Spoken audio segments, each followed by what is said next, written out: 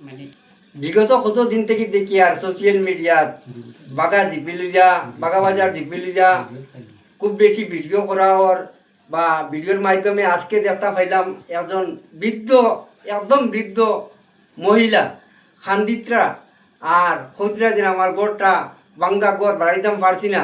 আর ওই সমস্ত জিনিস দেখিয়া নিজেরও মনে মানছে না, আজকে সামনে আইয়া হইতে লাগে। আর সবচেয়ে বড় কথা হইল গিয়া কিছু মানুষ যদি এই দুর্নীতির বিরুদ্ধে খাড়া হই তে আরেক দলে এরারে দেখাইত খর এক দলে এখন ডাকাইতে বাড়ি গেছুন গিয়া রাখু তারা ডাকাতি হামাই গেছুন গিয়া কিতা ডাকাতি খে করে এটা তো আমরা জানিয়ান না।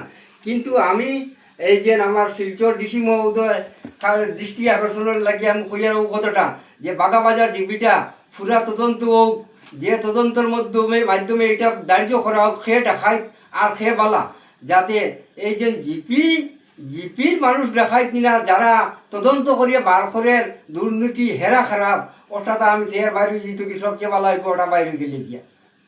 সোশ্যাল মিডিয়ার মাধ্যমে আমরা বাগাবাজার জিপির উপর যতটুকু ভিডিও দেখেছি, তো আমরা বর্তমানে বাগাবাজার জিপির একজন নাগরিক হিসাবে শর্মিন্দা আমি মনে করি। বাগাবাজার এরিয়ার যারা নাগরিক রয়েছেন, অন্যান্য জিপির মানুষের যেরকম আমাদেরকে নিয়ে ট্রল করছেন, তো আমি নিজেও অত্যন্ত বাগাবাজার জিপির একজন বাসিন্দা হিসাবে আমিও দুঃখিত যে এইরকমের ভিডিও আমাদের লজ্জাজনক আমি মনে করি।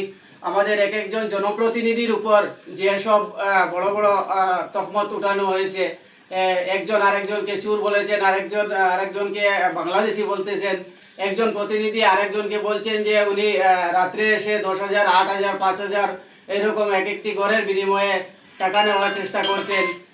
কোনো এক জায়গায় দেখা গেছে, তো জায়গায় আমরা দেখতে পাচ্ছি এই রেশন কার্ড যেগুলো রয়েছে, রেশন কার্ড দেওয়ার বিনিময়ে টাকা আদায় করে নেওয়া হয়েছে। তো যারা নিচ্ছেন তারা হলেন আমাদের জনপ্রতিনিধি, তাদের উপর ভরসা করে আমরা কিন্তু ভোট দিয়েছিলাম। আজকে তাদেরকে দেখতে পাচ্ছি যে মানুষকে হেনস্থা করতে, মানুষদেরকে পেরেশান করতে, গরিব অসহায় মানুষদেরকে যে হিসাবে আমরা সোশ্যাল মিডিয়ার মাধ্যমে কয়েক ধরনের ভিডিও কয়েকটা দেখেছি। তো আমরা দুঃখিত এরকমের ভিডিও এক একজন জনপ্রতিনিধির পেয়ে। এখানে আমি একজন, দুইজন, তিনজন করে মেনশন করছি না, আপনারা সবাই নিশ্চয়ই জানেন, ভিডিওর মাধ্যমে দেখতে পারছেন এই রকমের ভিডিও। তো ভবিষ্যতে আমরা আশা করছি এরকমের ভিডিও আমরা যাতে আর দেখতে না পাই, এটাই আমাদের আবেদন। আমাদের যারা পঞ্চায়েত বডি রয়েছেন, জেলা পরিষদ থেকে শুরু করে আঞ্চলিক পঞ্চায়েত পর্যন্ত, যারাই এই রকমের যাদের উপর তকমত আসছে, তাদের কাছে আমরা অনুরোধ, আপনারাও চেষ্টা করুন, সুন্দর হিসাবে চলার চেষ্টা করুন। আর গরিব যাদের যে সরকার থেকে আসা যেগুলা প্রাপ্য তাদের রয়েছে, সরকার থেকে যে অবদান যেগুলা গরিবের জন্য সরকার দিয়েছে, সেইগুলা তাদের হাতে বিনা পয়সায় বিনা স্বার্থে আপনারা পৌঁছে দিন। এই আশায় কিন্তু গরিব মানুষ আপনাদেরকে ভোট দিয়েছে। তো এটাই আমার সংক্ষিপ্ত বক্তব্য।